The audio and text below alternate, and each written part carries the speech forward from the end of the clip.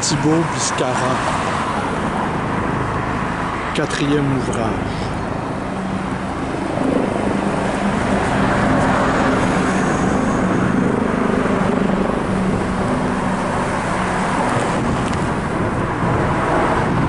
J'entreprends ici de lire son ouvrage au milieu de la rue Saint-Laurent. L'ai-je dit? Nous sommes à Montréal le 18 avril 2022. Mon nom est Bruno Lalonde. Lalonde.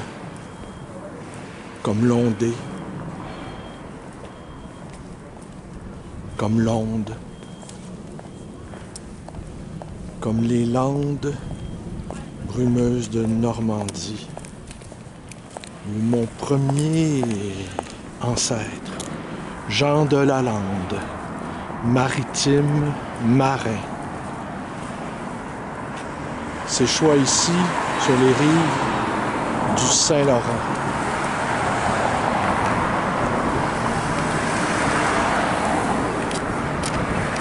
Le langage, dernière aventure du genre humain.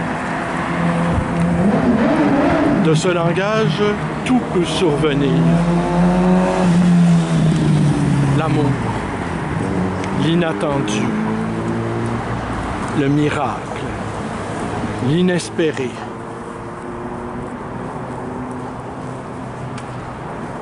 Je tente ici l'aventure de la déambulation.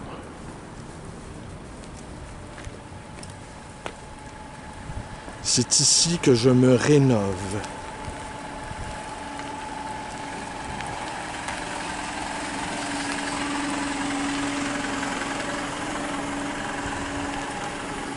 C'est ici que je refais mes forces vives.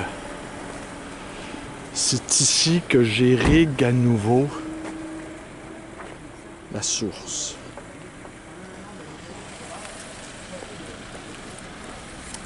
La dérive ici est programmée.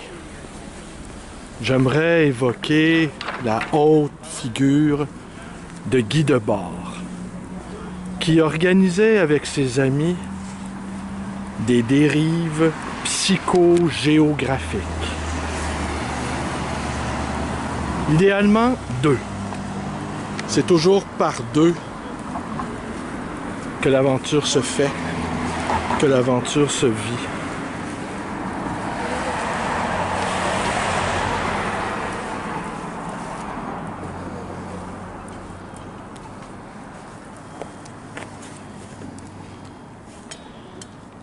Ils arpentaient la ville à la recherche d'endroits où il était inutile de travailler. Des endroits où ça ne travaille plus.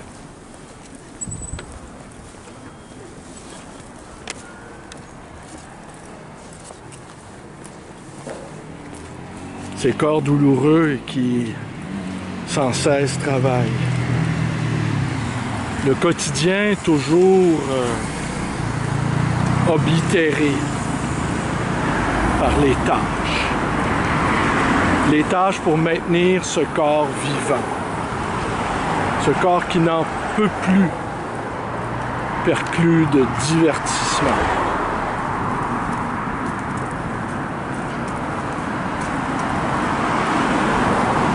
Ici, cette courte dérive psychogéographique est programmée. Elle durera le temps d'une lecture en première partie du livre, du recueil de mon ami Thibaut Biscarat. Un homme qui s'est consacré tout entier à la poésie. Cette dernière aventure humaine. Cette dernière aventure humaine qui est aussi notre rédemption. Qui est sans doute aussi notre ultime tâche de salut.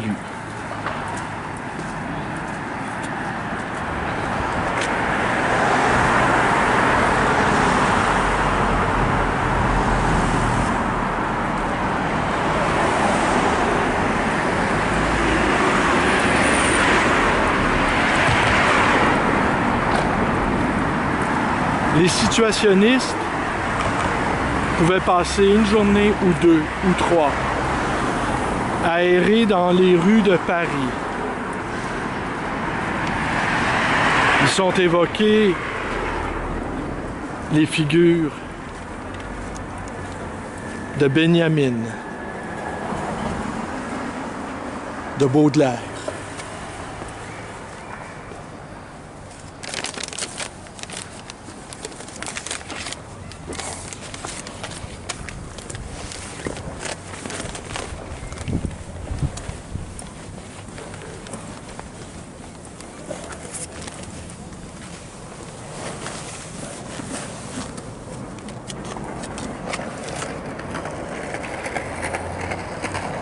L'homme des grands départs, édition des Vanneaux, puisqu'il nous faut rendre crédit à ceux qui ont pour tâche d'être des passeurs.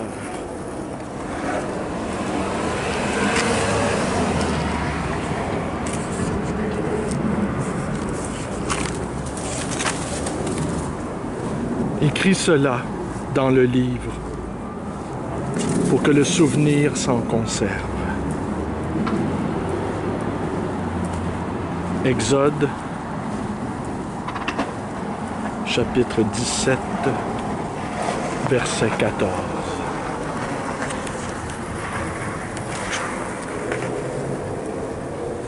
Qui suis-je? Je façonne les orages. J'assigne à l'éclair de nouvelles frontières, de nouveaux horizons. Les jours s'égrènent sous mes pas. Mon visage a la forme d'une pierre. Poussière mon corps, poussière de ce que je dis. La parole scinde le masque et l'offrande.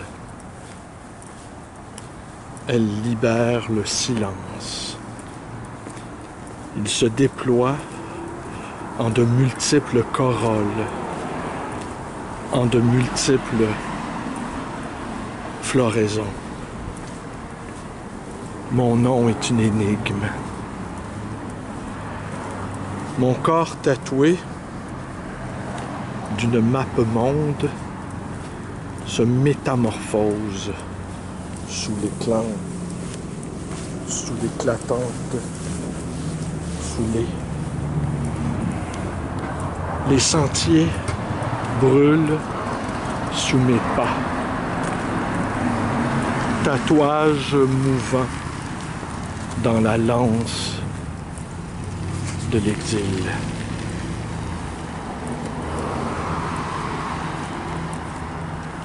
Une porte s'ouvre. La douleur est vaste jusqu'au recoin de la faute. Dans le ciel engorgé, j'étreins mes larmes qui coulent sur mon corps. Qu'est-ce qui se cache là et qui veut sourdre et qui veut bruire? Je dialogue avec les éléments. L'eau.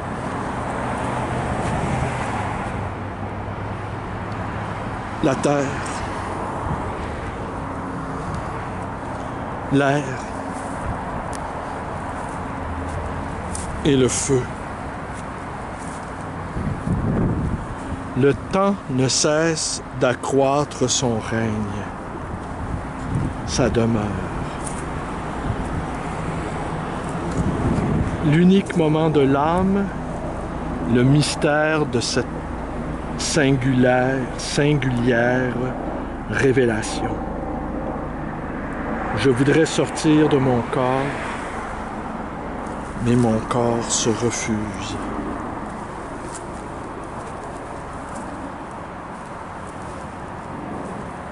Par la voix, nous allons au Dieu qui se retire derrière de secrètes palissades. La poésie, dans son essence, en saisit les échos, le reflet. La poésie s'attache à ce qui demeure, à ce qui se dévoile. Survient alors une éblouissante clarté. Nous sommes refoulés vers le lointain, vers l'origine.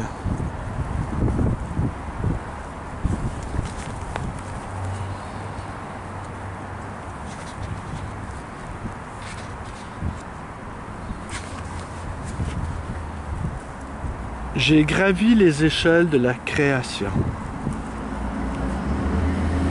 Le fruit est la semence de l'arbre. Les rivières s'abouchent à la source.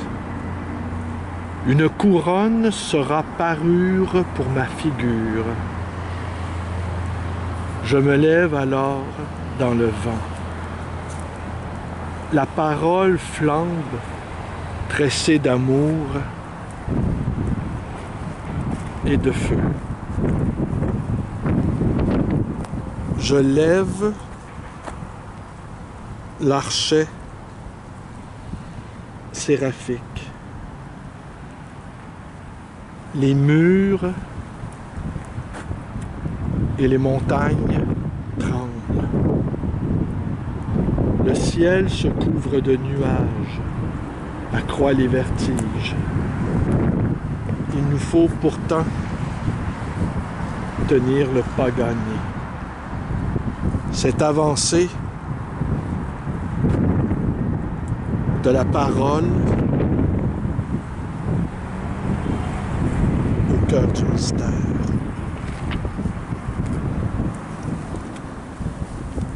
Mais mon cœur d'amour, voilà que tu chancelles sur ces terres d'exil. N'aie crainte. La parole distille le miel et fortifie le chemin.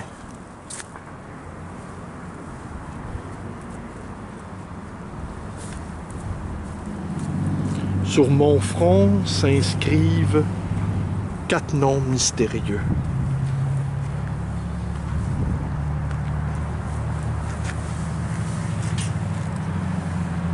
Ce sont les noms qui furent gravés sur le char de Dieu.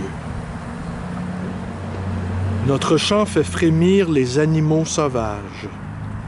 Les arbres se balancent dans le vent. Au-dessus, les nuages étirent leur mouvante singularité.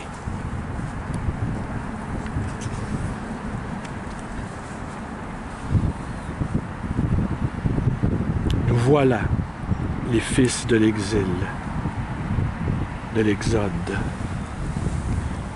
Parole inexprimée qui franchit les flots, les océans. Des accords mystérieux résonnent dans le lointain, à l'horizon. Je vais de pensée en pensée, suivant des voies qui me sont propres. Je parcours l'architecture de ce monde.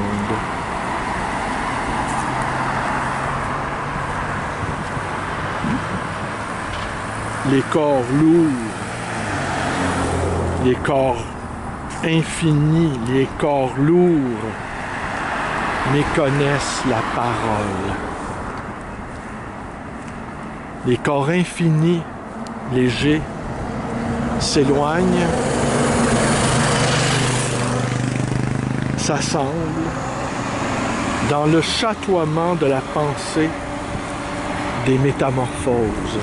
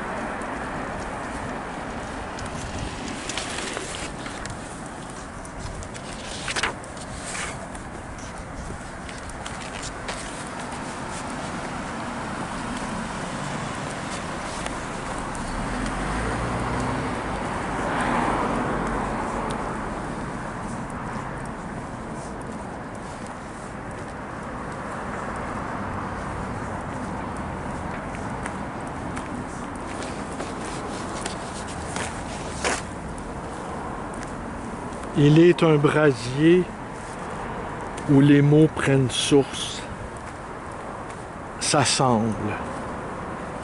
La parole y fleurit, flamboie.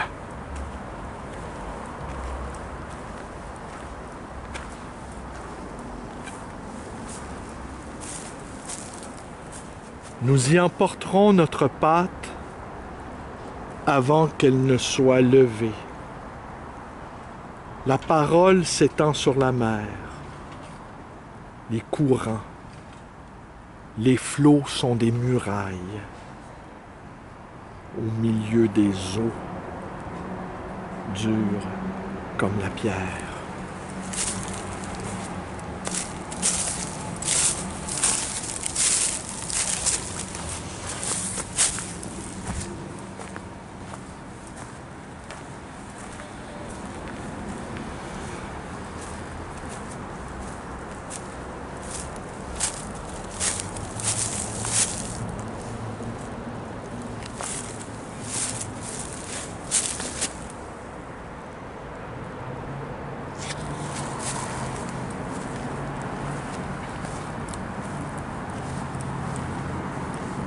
Mourir ayant forme humaine,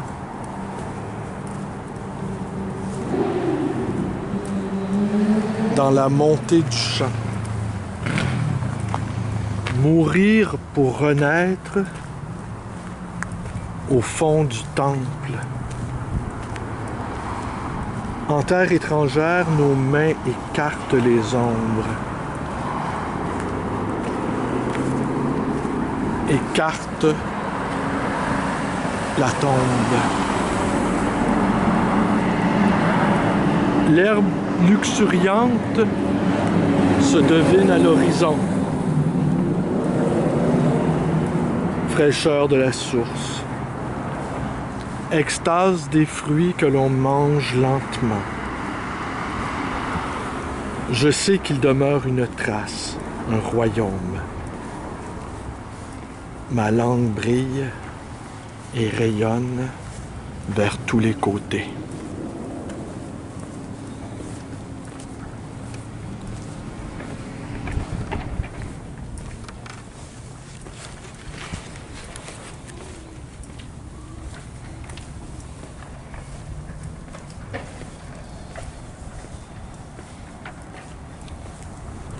Il est un lieu au-dessus de tout. Il est une voix qui résume le monde. Il est un visage que recouvrent les lettres de l'alphabet. La langue porte un mystère que le poème éclaire.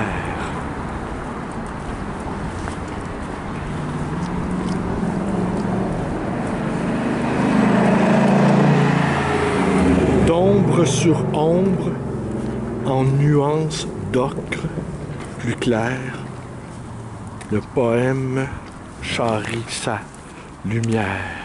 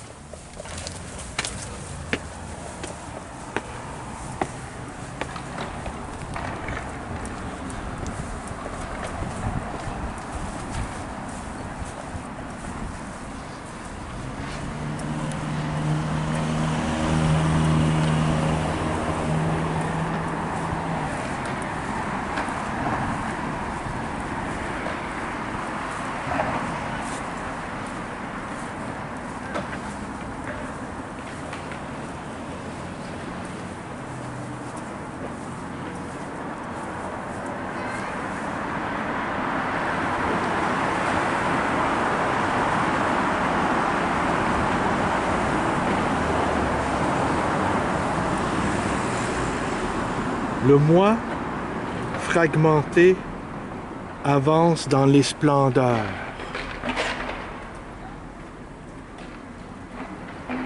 On dénombre autant d'éclats que de grains de sable dans la mer.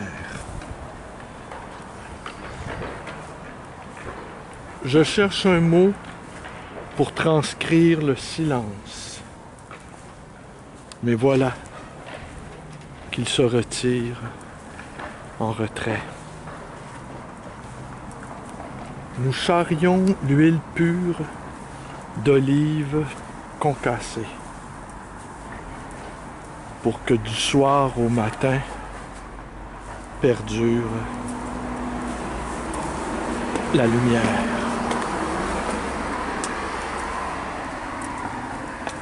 Sous la langue, l'opale, le saphir, le diamant, les pierres luisent dans les ombres, les clartés.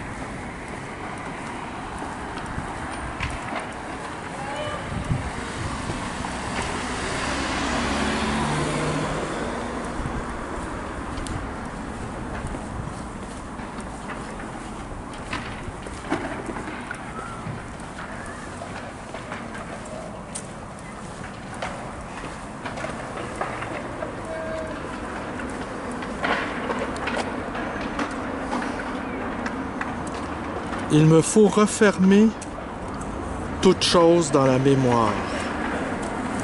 Les lieux, les prières, les voix de nos pères.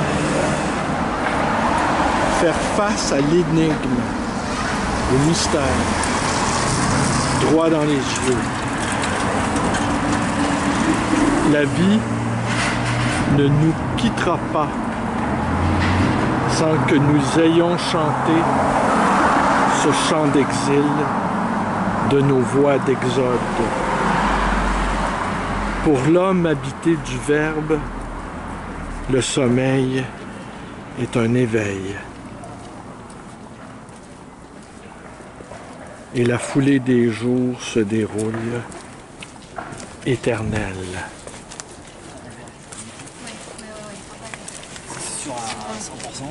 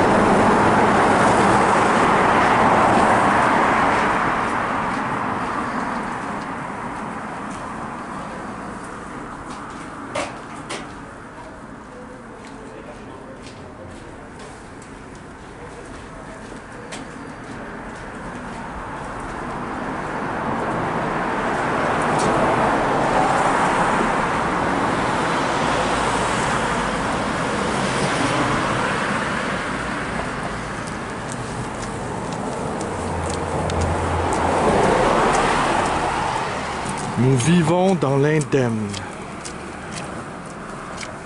Des cercles concentriques flamboient autour de notre tête.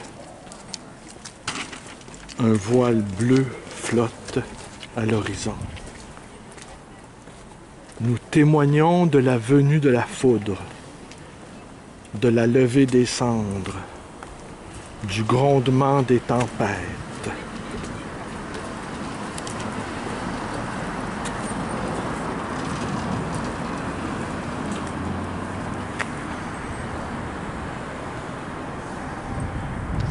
Les parfums de bois d'acacia pénètrent mes narines, ondulent autour de ma tunique,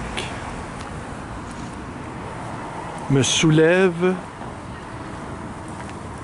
dans l'extase à venir.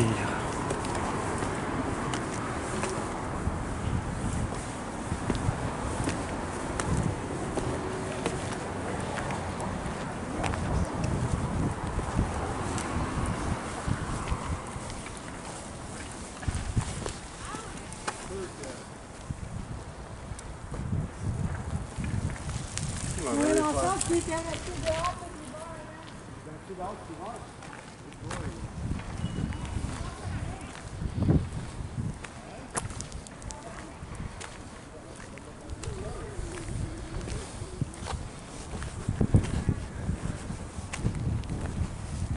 Quelle est la destination de toute chose? Les métamorphoses au sein de la métempsychose. La venue du dernier Dieu, ou peut-être le livre. Car tout naît de la parole, tout retourne à la parole. J'ai inscrit dans la pierre de l'angle le nom de mes ancêtres. J'y ai inscrit le nom de l'aimé. Son amour vaut mieux que le vin.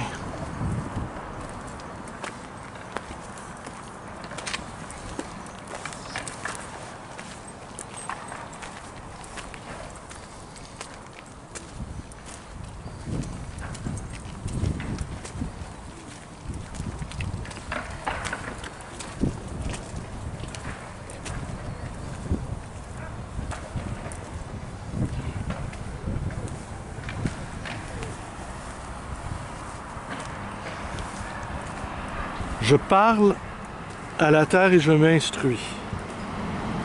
Puis, je dialogue avec les nuages. Je tiens dans ma main une poignée de sable. Tout vit. Tout meurt. Tout s'écoule. Tout s'éloigne. Je déchiffre le vol des oiseaux dans le ciel. Ce sont autant de signes, de présages.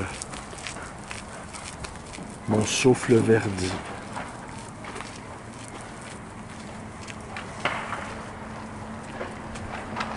Mes jours flamboient.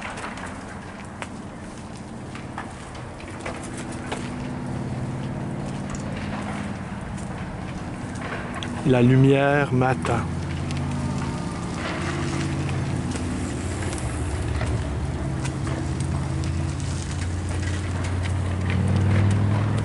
Je suis monté sur les ailes du vent. Les nuées brillent dans la splendeur. J'entonne la strophe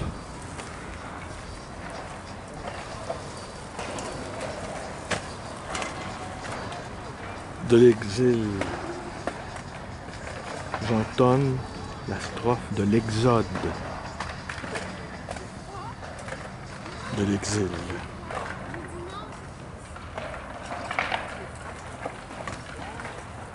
Moi, je suis bien. Oh non, c'est pas non plus.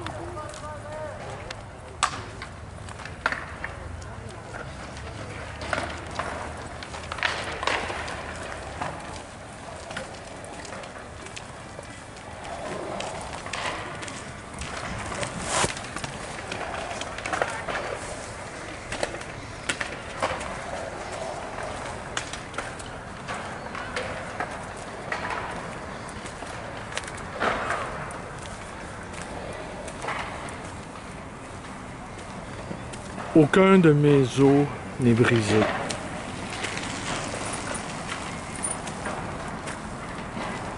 Je chemine. Les voix me possèdent.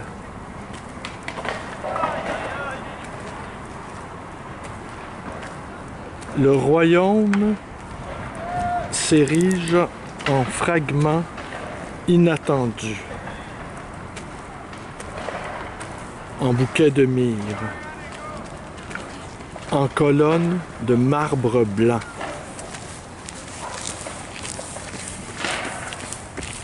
Il est une voix, un appel, qui ne cesse pas de ne pas cesser. C'est le bourdonnement de la forêt à la tombée du jour.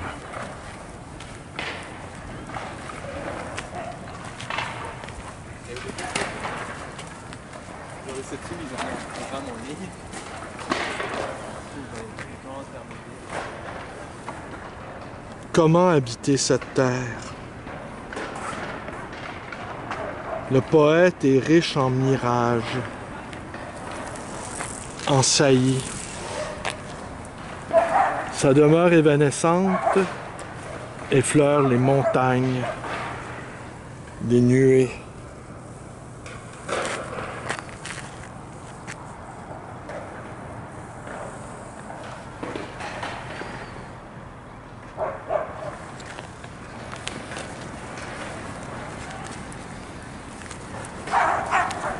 Thibaut Biscara, l'homme des grands départs, première partie.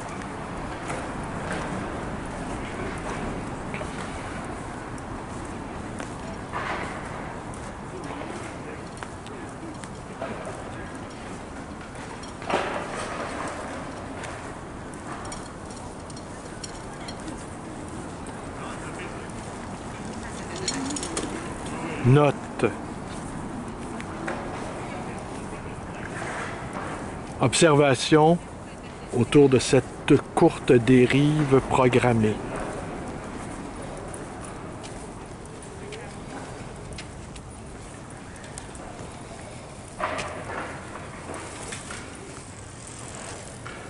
Les badauds jettent sur moi des regards inquiets.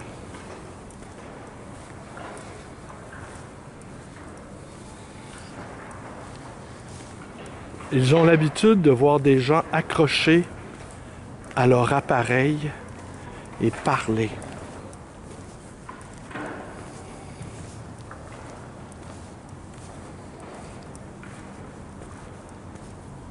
Mais de voir un type tenant dans ses mains sa caméra et de l'autre un livre, et de le lire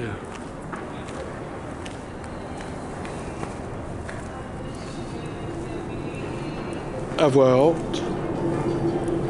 Visiblement, le spectacle leur semble étonnant.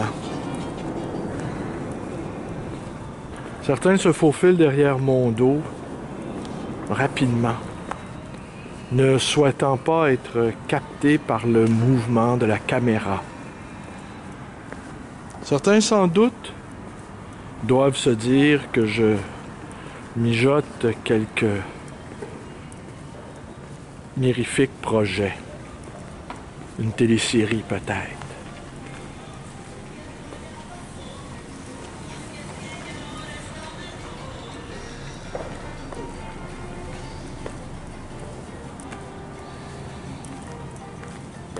Ils auront passé toute leur vie devant les écrans.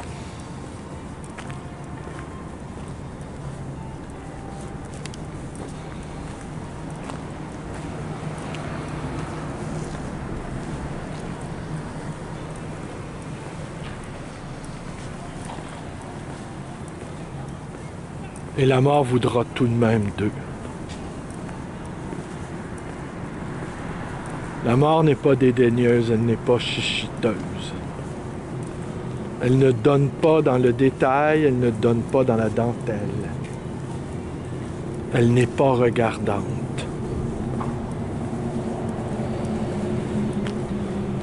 Ce qui est pris n'est plus à prendre. Elle se saisit de nous et nous jette dans son filet.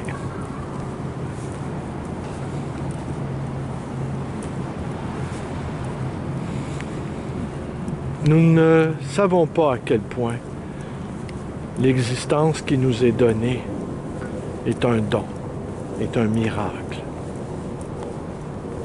une offrande surnaturelle.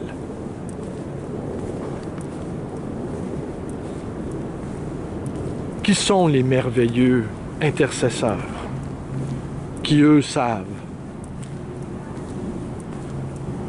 combien est précieuse ce côtoiement de soi, du soleil et de la mort. Qui sont ces merveilleux intercesseurs et poètes?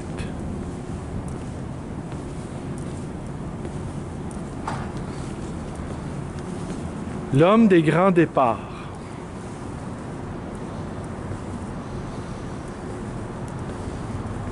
Combien de détours faut-il prendre pour enfin se mettre en chemin?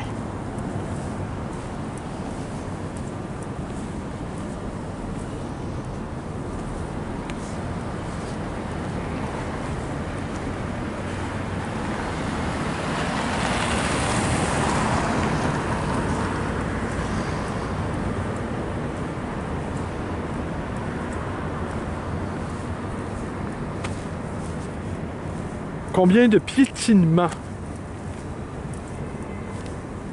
nous faut-il pour apprendre la danse qui permet les envols?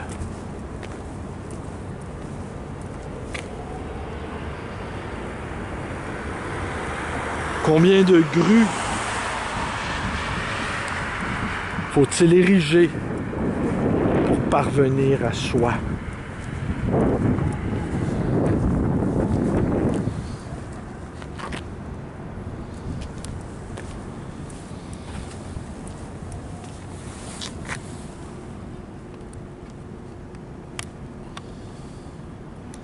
Combien d'arrêts fréquents nous faut-il endurer pour avoir le courage de se remettre en chemin?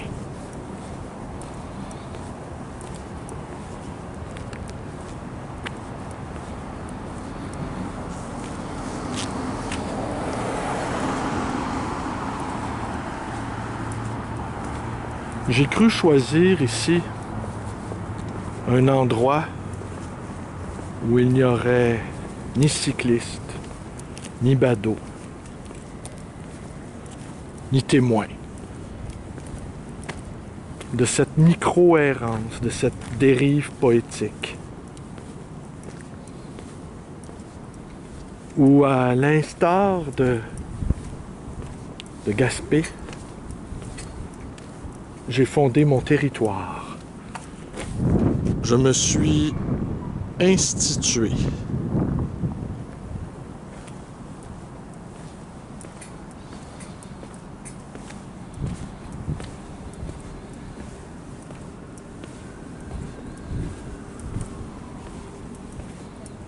Cet ami que je n'ai jamais rencontré, parfois ce sont les meilleurs, Thibaut Biscara, m'envoie ses livres. C'est toujours un bonheur de les recevoir. mais je ne m'empresse jamais de les lire. En fait, je refuse que les livres de mes amis soient des objets d'actualité.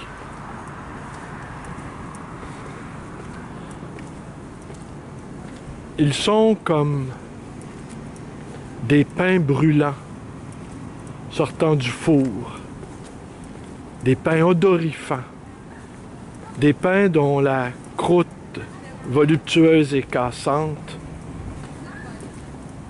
doit refroidir afin qu'on puisse en apprécier tout le goût.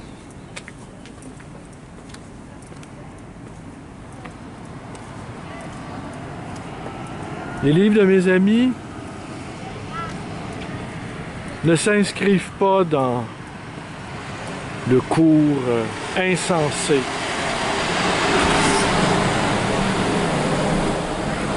des publications. Nous sommes noyés sous le flot d'encre. Les livres de mes amis sont des embarcations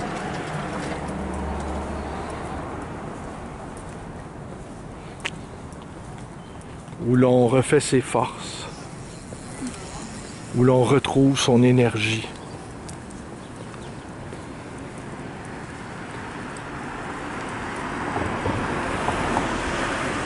Fin de la première partie.